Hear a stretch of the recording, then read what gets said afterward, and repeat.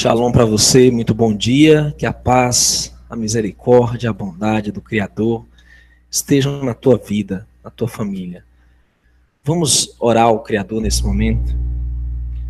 Yahweh, eterno Criador dos céus, da terra, do mar. Bendito seja o teu nome para tudo sempre, porque tu és o único que é santo, que é digno, que é fiel e que é justo e verdadeiro. Nos ajuda a entender os enganos, que se possível enganaria os eleitos, para que possamos, Pai, nos desvincular de toda mentira, de todo erro e se apegar somente a Ti e a Tua palavra. Em nome do Messias, o Teu ungido, nosso Salvador e Yahushua, que te pedimos. Amém. Queridos, para você conectado, seja bem-vindo. Esse é o Projeto Verdade Revelada. Não temos vínculos denominacionais, não temos partido político, não fazemos comércio. Estamos aqui somente para buscar alertar, buscar te informar e transmitir o conhecimento das Escrituras, palavra do Criador. Bom, eu gostaria de tratar de um tema hoje que é muito complexo. Até porque quando nós somos doutrinados em uma determinada religião, nós a defendemos até a morte. E defendemos também os seus fundadores, defendemos os seus profetas, defendemos a sua ideologia como sendo uma verdade suprema, inquestionável e absoluta. Mas, queridos, o coração sincero vai querer saber tudo que está envolvido no processo espiritual religioso, até porque isso implica na nossa perdição, na nossa salvação eterna. Então nós temos o direito de saber tudo que está relacionado, principalmente à questão religiosa, as religiões, o sistema religioso. E eu vou estar relatando aqui fatos, vou estar postando documentos e ao mesmo tempo contando a minha experiência. Como foi decepcionante, a dor para mim de descobrir que o profeta da minha religião, a qual eu nasci, era um profeta falso. E o sofrimento que nós temos ao descobrir que nós fomos enganados e que muitas vezes nós defendíamos, nós brigávamos por uma ideologia, uma denominação, quando não merece, na verdade, a nossa defesa, não merece o nosso carinho. Então veja, nós vamos falar hoje sobre como foi doloroso para mim descobrir que a denominação que eu fazia parte era uma denominação ocultista, maçônica. Eu vou começar trazendo alguns dados aqui que a palavra do Criador fala a respeito de envolvimento com o ocultismo. Em 1 João 1,5 diz: esta é a mensagem que dele ouvimos e vos anunciamos, que Deus é luz e não há nele trevas nenhumas. Ou seja, para um indivíduo ser de Deus, ser do Criador, para uma religião ser realmente legítima perante o Criador dos céus e da terra, não pode haver trevas, não pode haver oculto, não pode haver segredos, mistérios, simbolismos. O Messias nos falou, quando esteve aqui, arremetendo ao seu caráter, ele condenou o ocultismo e tudo relacionado às sociedades secretas, quando ele disse no livro de João: eu falei abertamente ao mundo, eu sempre ensinei na sinagoga e no templo, onde os judeus sempre se ajuntam, e nada disse em oculto. Nosso Salvador não foi ocultista, como alguns até tentam inventar, principalmente os agnósticos do primeiro e segundo século, dizem que o Messias teria ido ao Egito, onde aprendeu práticas ocultas. Mentira! Ele afirmou da sua própria boca que nunca disse nada em oculto. O Messias nunca se valeu do uso das trevas. Pelo contrário, ele é luz, plena luz, e ele só veio repreender as trevas. Um famoso líder maçônico do século XIX, Albert Pike, escreveu o seguinte: para vocês, soberanos grandes, inspetores gerais, se referindo aos líderes da maçonaria, nós dizemos isto, que vocês podem repetir para os irmãos os graus 32, 31 e 30. A religião maçônica deve ser, por todos nós iniciados nos altos níveis, mantida na pureza da doutrina luciferiana. Sim, segundo eles, Lúcifer é Deus. E a verdadeira e pura religião filosófica é a crença em Lúcifer, o igual de Adonai. Mas Lúcifer, Deus da luz e Deus do bem, está lutando pela humanidade contra Adonai, o Deus da escuridão e do mal. Então veja, é muito grave. A maçonaria luta contra o Criador e apoia Satã. As pessoas que estão inseridas nesse movimento, principalmente nos primeiros níveis, elas nem têm uma noção completa de tudo isso. Mas você vê que ele se refere aos graus 30 em diante. Né? O 33 é o máximo, nós sabemos. Que eles declaram abertamente a crença em Lúcifer como Deus, o anjo caído. Então é muito grave o envolvimento. Isso está no Instructions to the 23 Supreme Councils of the World, que é instruções para os 23 conselhos supremos do mundo, de Albert Pike, o grande comandante, soberano pontífice da franco-maçonaria universal. Página 14 de julho de 1889. Pike ainda disse que na religião, para obter dinheiro e influência com a grande massa da humanidade, deve ser ligado, ou seja, misturado com tal quantidade de erro, como colocá-la muito abaixo do padrão atingível pelas capacidades humanas superiores. O que é verdade para o filósofo não seria verdade, nem tem o efeito de verdade para o camponês. A religião de muitos necessariamente precisa ser mais incorreta, pouco refinada e reflexiva. Ou seja, isso é do livro Morais e Dogmas dele. Ou seja, eles têm o plano de se infiltrar e moldar religiões a fim de não permitir que as pessoas encontrem a verdade plena.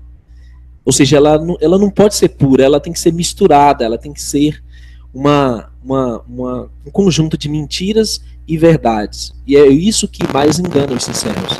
Porque você vai encontrar coisas boas nas denominações religiosas. Você vai encontrar coisas éticas, coisas que edificam, né, muitas vezes. Só que elas estão misturadas com erro, estão misturadas com satanismo. E é isso que é mais perigoso. Bom, nós vamos falar sobre a Igreja dos Santos dos Últimos Dias, os Mormons, e a relação com a maçonaria. E é incrível como os fundadores, principalmente, tiveram todo o seu aval, seu apoio, vindo da maçonaria, até porque eles faziam parte dela. O Joseph Smith, que foi o fundador da Igreja dos Santos dos Últimos Dias, alegou ter recebido um outro evangelho de um anjo de luz chamado Moroni, escrevendo o livro de Mormon e, por conseguinte, a religião.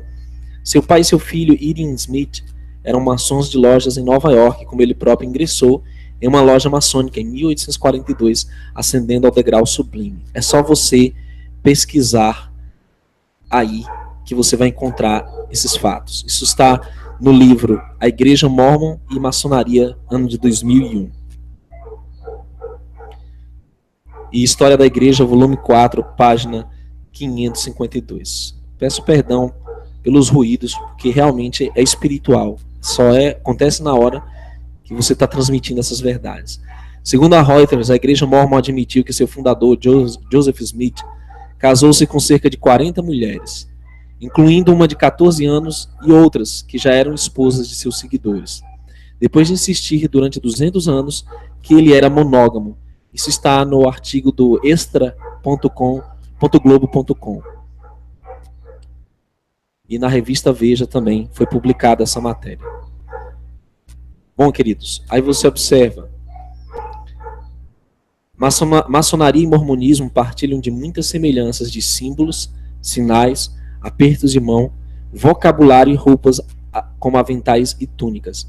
Aqui na imagem você vê um aperto de mão que está encravado no grande templo Mormon nos Estados Unidos. E aqui você vê o templo Mormon. E aqui você vê os aventais e as túnicas que são usadas lá pelos Mormons nos seus rituais, que são muito semelhantes à da maçonaria. Você encontra essas informações também na Igreja Mormon e Maçonaria 2001, História da Igreja, volume 4, página 552. Dentro do Temple Square, há um museu documentando a história da Igreja Mormon. Também contém os símbolos que denunciam sua raiz na religião dos mistérios da antiga Babilônia. Aí você vê o olho que tudo vê dentro do triângulo, nos arremetendo aos Illuminates, à nova ordem mundial. Você vê a cruz embebida em uma taça, e você vê uma pomba dentro de um círculo. Dentro do Temple Square existem mais desses símbolos. Você vê o olho que tudo vê no centro do sol. Você vê o sol e a lua juntos, fundidos nessa parte do templo. Você vê o sol, que arremete a adoração ao sol, e uma estrela invertida de Baphomet aqui nesse outro detalhe. E o aperto de mão, conforme já mostramos. Isso tudo está na sede deles, o Temple Square. Também tem um museu documentando a história da Igreja Mormon e os símbolos que denunciam sua raiz na religião dos antigos mistérios. Você vê a pedra solar, 2 pentagramas invertidos nesse templo e um hieroglifo egípcio da franco-maçonaria. Tudo isso você encontra se você pesquisar. E aqui é uma sala dedicada a crianças dentro do Temple Square, com vários pentagramas invertidos. Aqui você vê claramente o pentagrama pintado em vermelho, azul e verde. E aqui outra estrela invertida, que representa Baphomet, ou Satã. Essa é uma foto real do local lá em Temple Square. Mormons realmente acreditam que podem se tornar deuses por ser um bom mormon, que um dia receberão uma divindade sobre seu próprio universo, que o próprio Criador uma vez teria sido um homem em outro planeta, além de crerem em uma deusa mãe, esposa de Deus. Bom, queridos, é isso que é o Mormon. Agora, veja a relação também dos Testemunhas de Jeová, que tem como um logo essa torre, né? Fundado por Charles Taze Russell, que era um evangélico que perdeu sua fé na juventude e começou a investigar religiões pagãs em busca da verdade. Ele tomou vários princípios ocultistas, fazendo vários amigos maçons e fundando a denominação Testemunhas de Jeová no fim do século XIX. Isso está na Watchtower, né, que é a torre de vigia, do dia 15/6/1960.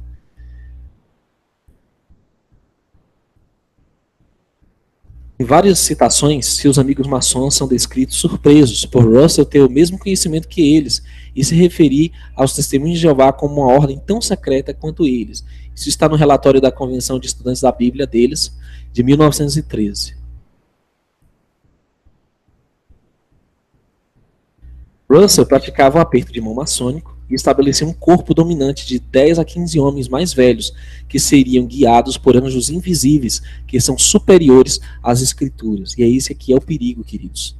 Você usar qualquer fonte literária que não é a Bíblia como algo tão importante ou tão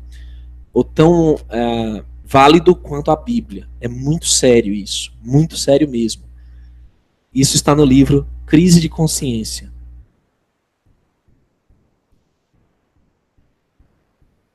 Aqui você vê a relação da maçonaria e do jeovismo, que partilham de muitos ensinamentos, símbolos, vocabulário, manipulação e controle exclusivista do catolicismo romano. Você vê o desenho do escudo de cavaleiro, torres, você vê os livros com o símbolo solar, você vê o brasão dos templários, que é essa coroa com a cruz, e essa cruz de Malta que os templários tanto utilizam, também jesuítas, o Papa utiliza, Hitler utilizava, e aqui o túmulo de Russell, que é em forma de uma pirâmide, né? Uma pirâmide que é um símbolo altamente ocultista, que remete lá ao Egito, né? Tudo isso está presente na literatura, na cultura dos Testemunhas de Jeová. Testemunhas de Jeová fizeram sua própria versão da Bíblia, que é a versão Novo Mundo, e creem que seu líder os guia até hoje. São proibidos de receber qualquer conteúdo fora de sua denominação ou de manter contato com dissidentes, ou seja, pessoas que saíram do meio deles. São obrigados a vigiar e denunciar qualquer membro que contrarie sua fé. Isso está no Mistério Terminado, de 1917, na página 144 e 256. Queridos, é muito sério. Quando você deposita toda a sua confiança em homens, e ainda mais maçons, que foram usados para manipular as massas, foram levantados para alienar e para afastar da verdade do Criador. Essa que é a grande realidade. E essa parte em especial muito me toca, porque eu já passei pelo sistema adventista do sétimo dia, estive na sede lá nos Estados Unidos, no Tacoma Park, na Associação Geral, e conheci os lugares históricos onde os fundadores desse movimento começou, né? Lá em Battle Creek. E é muito sério, queridos, você investigar essa realidade e descobrir essas coisas que eu pessoalmente descobri. E foi interessante que eu descobri tudo isso tentando rebater pessoas que me trouxeram essas informações, e ao tentar defender a ideologia e o movimento adventista, eu me deparei com chocantes e perturbadoras realidades. Primeira de todos, que ninguém fala lá dentro, é que o pioneiro mesmo, que iniciou o movimento adventista, né, o movimento millerita, William Miller, que eles chamam de Guilherme Miller aqui no Brasil, ele era profundamente envolvido em sua comunidade local, tornou-se maçom, ocupando o cargo de grão-mestre na loja Morning Star, que é a estrela da manhã. Esse jargão, estrela da manhã, é muito utilizado dentro do adventismo. Foi utilizado pelo filho de Ellen White,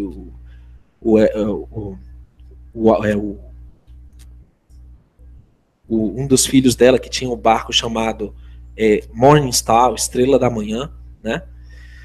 No número 27, e Miller, entretanto, renunciaria à sua afiliação à maçonaria em 1831, por achá-la incompatível com suas ideias evangelísticas. Porém, eles afirmam que ele saiu, só que ele já era grau 33. Você viu que Albert Pike fala que a partir do grau 30, eles têm um profundo conhecimento da doutrina luciferiana, e que eles declaram, eles aceitam que Lúcifer é Deus. Então é muito difícil a pessoa se desvincular de tudo isso. Isso está no livro Memórias de William Miller, páginas 18 e 19. Bom, algo mais sério ainda é que William Miller marcou sucessivas datas para a vinda de Cristo dentre 1840 e 1844, no que ficou conhecido como Grande Desapontamento, aceitando seu fracasso como profeta.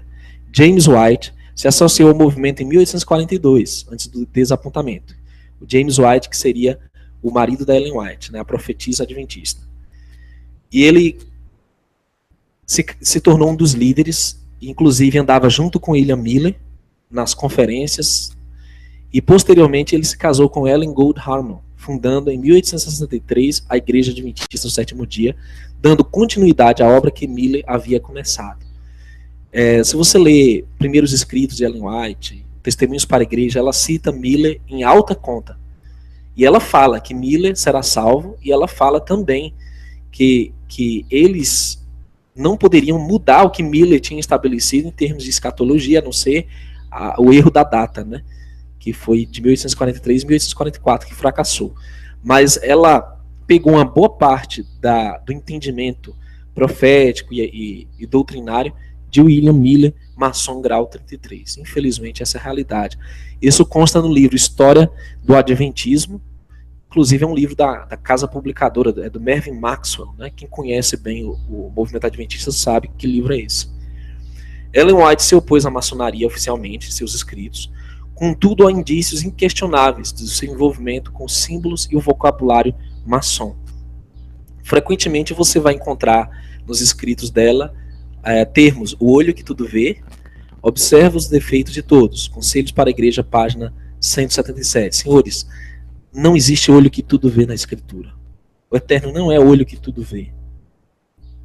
A Escritura sempre se refere no plural. Aos olhos do Senhor estão sobre a terra. Os olhos, é o par. Não existe olho singular. O único olho que existe singular é aquele da maçonaria. É o de Baphomet. Não existe na Bíblia. Eu desafio qualquer adventista, qualquer religioso me mostrar o olho de Deus no singular na Escritura. Ela também usa o termo grande arquiteto mestre, senhor do templo. Também a Bíblia não diz que o Criador é o arquiteto mestre, o arquiteto do universo. Não fala isso. Mestre arquiteto quer dizer que existem outros arquitetos além do mestre, né? Que na verdade é um símbolo maçom de construção. A palavra maçom quer dizer pedreiro em francês, né? Isso está em Olhando para o Alto, página 310. Objetivos do Santo Vigia, Educação, página 176. A Bíblia não fala de santo vigia.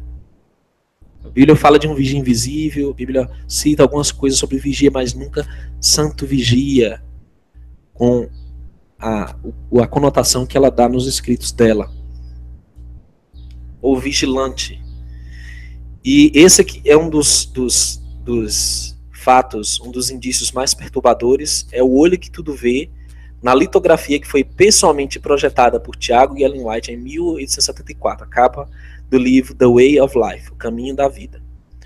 Alguns podem dizer que é montagem, que é mentira, porque infelizmente a gente reluta em aceitar a verdade. Mas se você for no site oficial, que é o site oficial aqui, o centrowhite.org, aqui diz o seguinte. Aliás, perdão, é no centrowhite.org, WP Content Uploads 2013/04/68. Está aqui a foto original do livro. Você vê sim o olho que tudo vê no detalhe aqui. Vou ampliar, que ninguém possa. Isso está no site oficial adventista, um olho. E é o mesmo olho que aparece na ilustração maçônica. É o mesmo desenho, mesma sobrancelha, com o sol irradiando atrás, né? Você tem um efeito de pirâmide aqui na árvore também, né? E aí, segundo eles, essa é uma ilustração para a árvore do bem e do mal. Você tem 10 galhos e tem os 10 mandamentos pendurados aí. Não sei por que esses 10 mandamentos têm a ver com a árvore do bem e do mal, mas tudo bem. Aí, veja, não é montagem, está no site oficial. E é chocante descobrir essas coisas. Você fica sem teto, fica sem chão, porque você coloca confiança total nessas pessoas. E aqui está no site oficial deles, a litografia. Foi divulgado no site oficial e eles tiraram, mas continua a foto nos arquivos históricos deles, do Centro White. Continua lá. Queridos, existem sinais que os maçons têm deixado em toda a história. Desde Napoleão, Abraham Lincoln, Frederic Auguste Bartholdi, o Nathan Rothschild, Francisco Pizarro, Joseph Stalin, George Washington, Napoleão Bonaparte, Karl Marx, Simão Bolívar, todos eles têm os seus retratos e as suas fotos com essa pose, que é a mão dentro do casaco. Isso se chama mão oculta na maçonaria, depois você pesquisa, que implica que eles participaram em moldar a história. De alguma forma, eles deixaram a marca deles na história mundial, seja no aspecto religioso, político, econômico ou cultural. Eles deixaram as impressões deles como maçons. E todo maçom que vê, ele reconhece isso. Eles dizem ali, um nosso que fez muito pela história mundial, que deixou sua marca. E, infelizmente, no meio adventista, você encontra esse tipo de postura. E não é coincidência, porque são dezenas e dezenas de fotos com a mesma pose. E, detalhe, são os líderes que fazem essa pose. A começar pelo esposo de Ellen White, o James White, o Tiago White, né, que a gente chama. Na postura, Tiago White, com a mão esquerda, está escondido e o braço direito se estende para fora. Essas fotos estão também no Centro White, aqui no Brasil. Estão no White State, o site americano. para confirmar a veracidade dessas fotos. E essa foto é de 1880, e nessa ocasião o Thiago White era o presidente da Associação Geral Adventista do Sétimo Dia. De acordo com o livro de David Bernard, Luz sobre a Maçonaria, na página 168 e 170, publicado em 1829, durante o ritual de iniciação da Ordem dos Cavaleiros da Marca Cristã, os papas Alexandre e Silvestre são chamados para fazerem parte deste ritual. E aí você vê o detalhe do lado. A postura dos Cavaleiros de Malta, dos Cavaleiros da Marca Cristã, é com a mão dentro do casaco. A mão oculta, que eles chamam. Aqui você vê o filho de Ellen White, o Edson White, o filho mais velho dela, fazendo a pose da mão escondida dentro do casaco. É muito sério isso, porque se você tem pessoas ligadas a Ellen White, participando de maçonaria, o grão-mestre William Miller, que era o pai da fé dela, assim, dos mais influentes para ela espiritualmente. Você tem o James White, com a mão oculta, e você tem um filho mais velho, tudo indica que é uma família de maçons. E nessa foto você vê o Edson White, o filho mais velho, fazendo o gesto da mão escondida. E esse é um sinal do mestre do segundo véu, mostra até a patente em que ele fazia parte. Não só ele, mas vários líderes adventistas têm essa postura, está tudo no site oficial deles, e na mesma foto Ellen White com uma postura maçônica feminina. É o sinal do ofício, companheiro, em que Ellen White mostra sua mão esquerda, indicando que ela faz parte do segundo grau ou intervalo maçônico, confirmando o capital para a inauguração da primeira turma dos líderes americanos na instituição de ensino de Oakwood, que seriam enviados para a África. Se fosse apenas uma foto, até nós poderíamos dizer, é coincidência, mas praticamente todas as fotos dela, dos líderes e outras líderes femininas também, têm essa postura, esse sinal. Estão todos no site.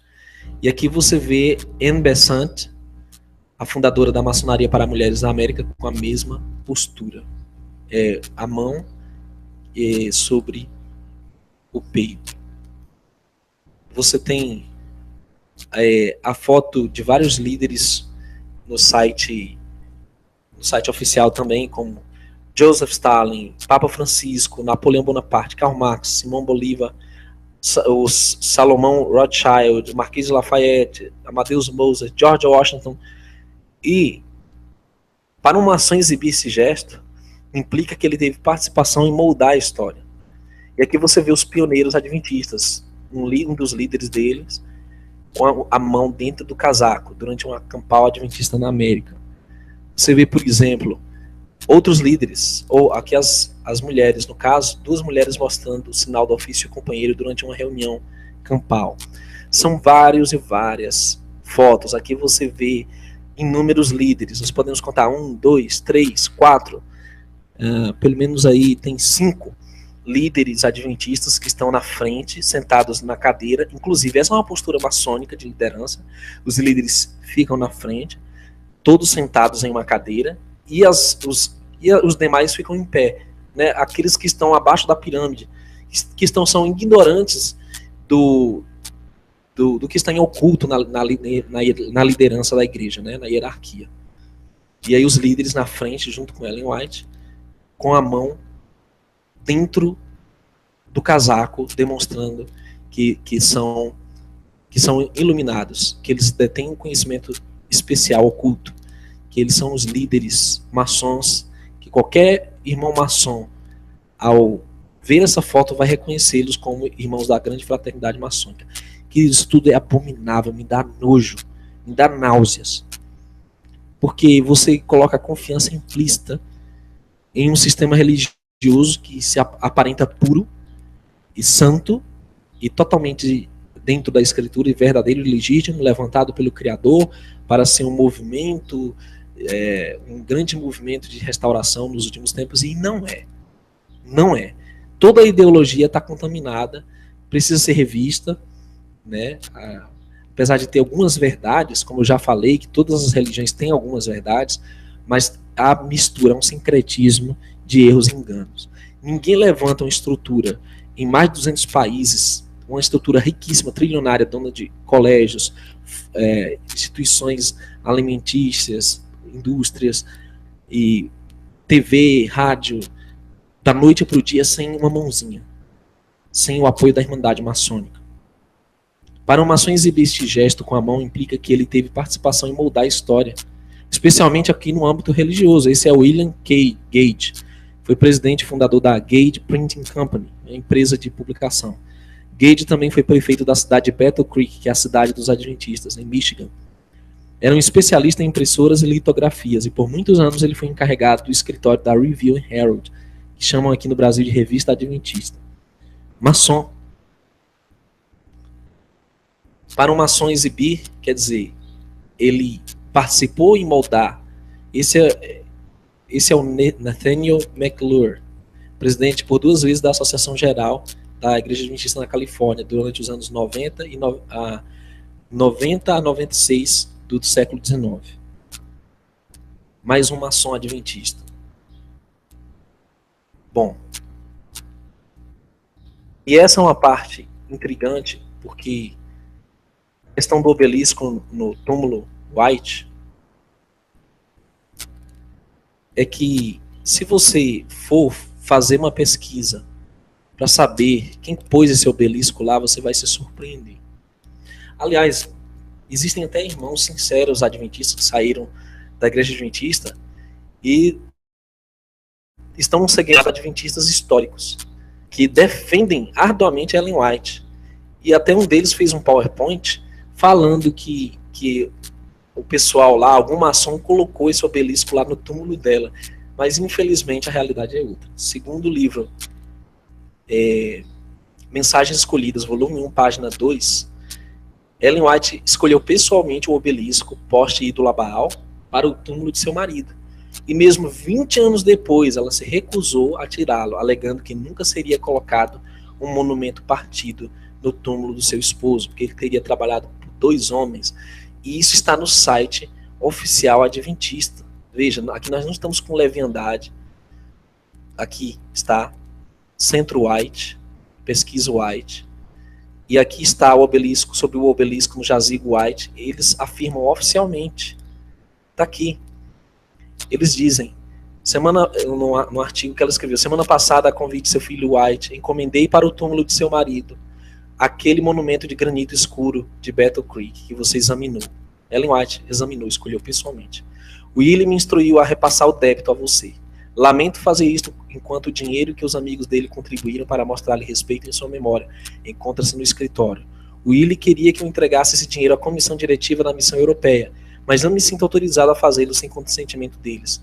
Há agora aproximadamente $170 no escritório para esse fim, e prometeu-se dar ainda mais, caso haja necessidade.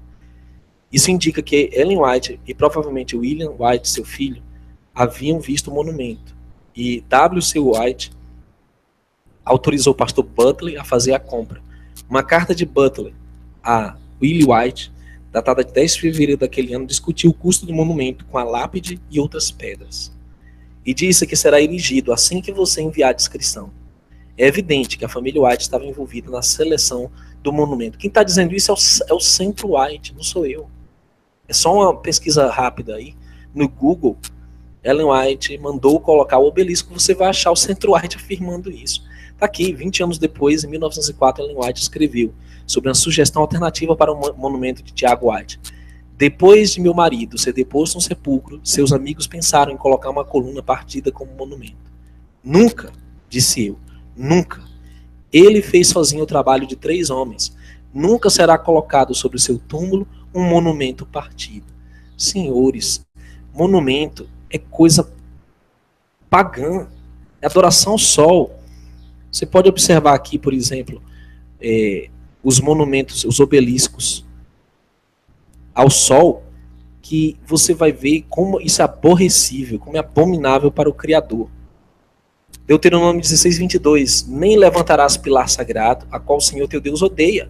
Êxodo 23:24, não te inclinarás diante dos seus deuses, nem os servirás, nem farás conforme suas obras, antes os destruirás totalmente, e quebrarás de todos os pilares sagrados.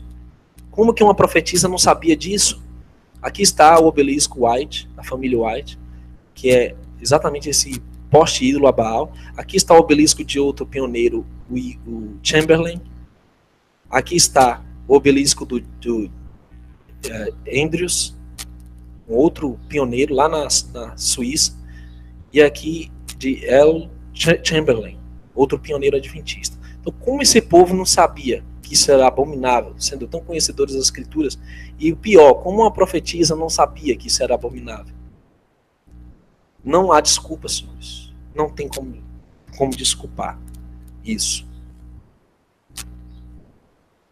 O símbolo maçônico que foi estampado no folheto do serviço funeral de Ellen White, em 24 de julho de 2015, é o mesmo símbolo utilizado por Charles Russell, dos Testemunhos de Jeová. É um símbolo templário, antigo.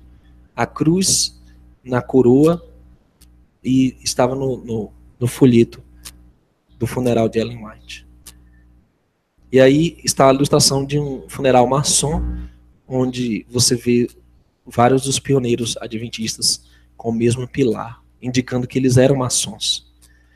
É triste admitir que a conexão maçônica com a IASD só se intensificou ao longo dos anos. Hoje está intimamente ligada com a ONU, com todas as instituições ocultistas, inclusive com a Igreja Católica Romana. Eles participam ativamente do movimento ecumênico, um movimento pró-aceitação LGBT, participam com os eventos da ONU, estão ligados com atividades internacionais, né? Tem um vínculo muito forte diplomático com vários países, e que sugere que somente uma influência muito forte, terrena, maçônica, poderia possibilitar isso. Você vê todos os líderes adventistas ilustrados nessa foto, ocultando um dos olhos, mostrando apenas um olho, que é um símbolo altamente ocultista. Você vê vários símbolos nas revistas com um olho apenas.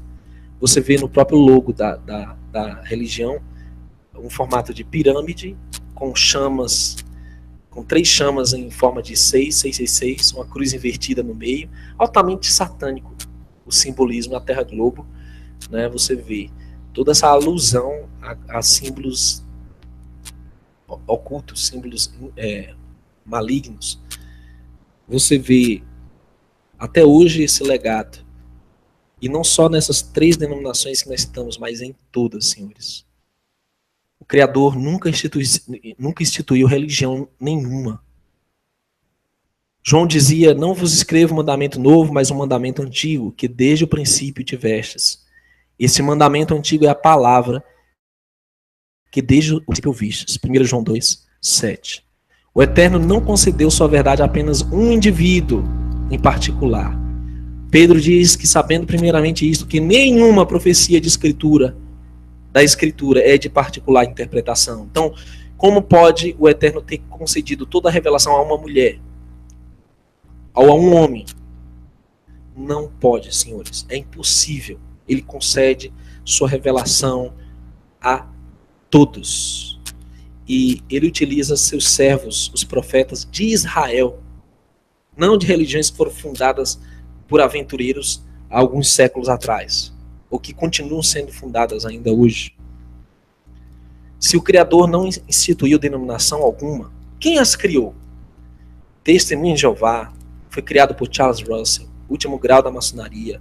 Mormonismo foi religião criada por Joseph Smith, também último grau da maçonaria. Nova Era e Teosofia, a grande contribuinte para a maçonaria, professora de Hitler, Helena Blavatsky, do livro Isis Sem Véu. Batistas no Brasil foram fundados pelo maçom William Buck Bagby, pode pesquisar. Na atualidade, o maçom Bispo Macedo, fundador da Igreja Universal Maçônica. O maçom Valdomiro Santiago fundou a Igreja Mundial. Silas Malafaia, um influente maçom pentecostal das Assembleias de Deus. E todos os líderes da Assembleia de Deus, seja Ministério X e Z, Norte e Sul do Brasil, são maçons. Pode pesquisar depois. E essa conexão terrível da Igreja Adventista com a maçonaria, né? É triste, queridos, saber que todas essas denominações do Ocidente, elas foram fundadas por maçons, elas têm um viés ocultista. Mas por que o Criador permitiu isso? Porque ainda não era o tempo dele restaurar todas as coisas como foi predito. Mas está chegando a hora em que todas essas abominações vão cair por terra e a verdade será revelada. Criador dos céus e da terra, será soberano. Não repartirá sua glória com esses líderes, esses profetas de meia tigela. Ele será soberano. Ele vai confirmar o que a Torá e o que foi confirmado pelo Mashiach, o Messias de Israel e os seus discípulos. E isso você pode encontrar no livro Scarlet and the Beast, Escarlata e a Besta, de John Daniel, que confirma esse controle das religiões pelas sociedades secretas. Que vai um conselho. Primeiro de tudo, saia dessas religiões maçônicas. É o primeiro passo. Para você começar a abrir seus olhos fora da matriz, fora da visão deles, do sistema deles. E aí, meu irmão, você vai ter que fazer uma reciclagem. Vai ter que reaprender tudo de novo, vai ter que reestudar. Aqui eu não estou te empurrando nenhuma ideologia nova, nenhuma filosofia. Eu já tenho a minha referência agora, que é a fé hebraica. A fé dos profetas, a fé dos apóstolos, a fé do Messias hebreu. Agora você vai pesquisar, você vai buscar saber a verdade por você mesmo quando você sair desse sistema maçônico. O catolicismo nem se fala, porque é totalmente pagão e cheio de ordens secretas, que atuam secretamente ou abertamente. Então ali já está fora de discussão. Falando dessas igrejas que se dizem representantes legítimos do Evangelho de Cristo, que falam que são a igreja remanescente, o movimento verdadeiro, e falam que tem um profeta verdadeiro, que obra milagres, que tem ideologias, e que cobra dízimo, e que fundou denominações com CNPJ, o que é abominável ao Criador. Você nunca viu profeta fundando denominações e pedindo dinheiro, não. Para denominações, não. Você nunca viu isso. Isso não existe na Bíblia. Lógico, existe tzedakah. Você faz uma caridade, ajuda alguma pessoa, a pessoa pede, está precisando, daí você ajuda dentro das necessidades das pessoas. Mas não um sistema que é mais um comércio, é uma corporação empresarial que enriquece, acumula bens e propriedades e mantém as pessoas na alienação, afastando cada vez mais do Criador e da restauração. Bom, queridos, é muito forte, eu sei, mas talvez algumas pessoas vão ver pela primeira vez essa realidade tremenda, né? E vão se chocar, né? Puxa vida, mas eu estava lá, eu pensei que era de Deus, eu estava seguindo com o coração puro, sincero aquele lugar, e agora eu descubro uma coisa dessa. Meu irmão, é muito simples. A pessoa que está lá talvez também seja outro induzido por um outro alguém. Ele nem sabe desse envolvimento, dessa relação ocultista com a religião, a denominação dele. Só que quando você encontra a verdade, você tem que tomar uma postura. No mínimo, você não vai mais participar disso. No mínimo. Segundo, você vai ter que buscar, então, descobrir o que é a verdade do Criador. Já que não é dízimo obrigatório, sistemático, já que não é denominações, já que religiões não salvam, já que esses líderes são falsos, aí você vai ter que se virar e sair em busca da verdade.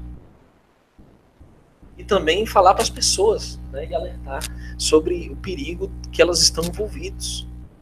Não tenha medo. Não tenha medo de pressão familiar, não tenha medo de oposição de amigos, não tenha medo que se as pessoas vão te odiar, não. Eles odiaram o Messias também. Nós estamos aqui sofrendo perseguição de todo lado, mas você não tenha medo, não. Você tem que ser forte, tem que ser corajoso, o Eterno é contigo. E Ele vai te guiar. Mas a gente já vai ficar feliz se você se desvencilhar da manipulação e do controle dessas falsas religiões. Já vamos ficar contentes com isso. Agora, o que você vai fazer da tua vida é contigo. Esse canal tá cheio de vídeos aqui mostrando qual é a fé verdadeira. Apesar de que a gente até mudou muitos conceitos que nós tínhamos no passado, né? Por causa dessas descobertas que nós fizemos, né, de influência maçônica. Mas bem, querido, você que é mormon, Testemunho de Jeová, adventista, evangélico, ou qualquer outra religião, não deixe de crer nas escrituras sagradas em função desses enganos humanos. Continue crendo nos mandamentos do Criador, na Bíblia, os mandamentos que concernem o sábado, por exemplo, né? Quem é adventista, está certo, é um ponto correto, né? O sábado. No estado inconsciente após a morte, que os testemunhos de Jeová ensinam, está correto, só que há mais a ser estudado, a ser descoberto, né? Do que esses pontos que eles têm. E na vinda do nosso Salvador, o Altíssimo terá um remanescente sobre a terra, que sairá de toda essa confusão religiosa para compor um único povo. Ali haverá um só rebanho e um só pastor, Messias. Se você for sincero, sua jornada em busca da verdade estará apenas começando. Querido, que o Criador te abençoe e te guarde, a sua família. Eu estou há mais ou menos 7 anos sem ir aos templos de pedra, sem ter líder religioso. Estou se reunindo em casa, mais ou menos 7 anos. E acredite, é uma experiência libertadora. Não é fácil porque você vai se ver sozinho por muitas vezes, mas o Eterno está contigo. Chegou a hora da restauração, o Messias está voltando para restaurar todas as coisas, para estabelecer seu reinado de glória, e ele vai ensinar pessoalmente a Torá para os seus filhos. Ele vai restaurar todas as verdades que foram encobertas pelos falsos profetas, pelas falsas religiões, e ele vai, por fim, restaurar toda a verdade, restaurar todas as coisas. Que o Criador te abençoe, te guarde. Um forte abraço do seu irmão. Não me tenha por inimigo, você que se ofendeu. Eu estou apenas repassando o que eu descobri, também na sinceridade de defender a minha denominação, mas quando eu me deparei com essas verdades, eu não pude resistir a essa realidade, tá? Não se chateie comigo. Eu peço, eu também me aproveito do artigo 5º da Constituição, em que eu tenho liberdade de expressão para expor esses fatos, né? E esse projeto foi levantado com esse intuito. Falar a verdade, não importa qual seja essa verdade, ok? Shalom, a paz do Criador, contigo, em nome do Messias. Até o próximo Hangout.